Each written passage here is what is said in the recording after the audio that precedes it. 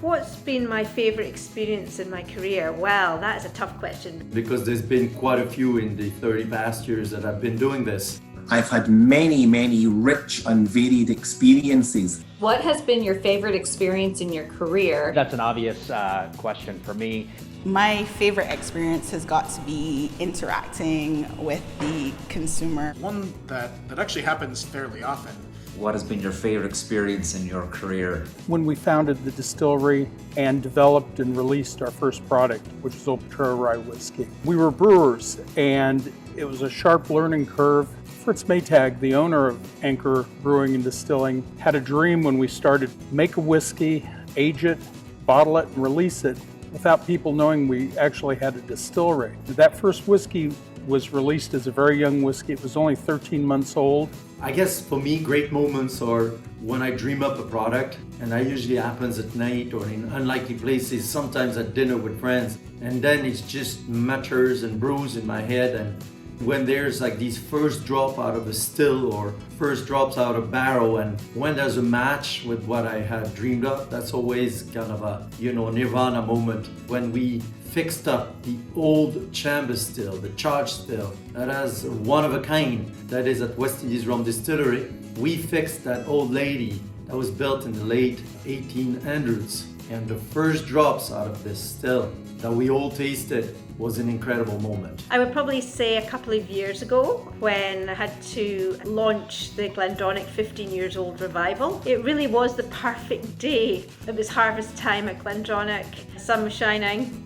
We started the day really up in the hills just above the distillery, in the fields. Spent time going through the woods, the Gordon Highlanders woods, to the water source and picking brambles along the way, because Glendronach means Valley of the Brambles. Having a beautiful pear dinner with different expressions of Glendronach. And then as darkness descended, going out into the walled garden to the sounds of a saxophone by our beautiful saxophone-shaped stills, and tasted Glendronach revivals. It really was the most perfect whiskey day. For me, one of my favourite experiences was the time first visiting our sherry wine suppliers in the south of Spain with Billy Lighton, chief blender, getting to meet those people behind the casks that we use to make Redbreast with. So you're meeting the guys who make the casks, you're getting a sense of place with regards to the bodega and the cooperage and the tradition that goes into making those barrels, and also the seasoning process with the Oloroso wine.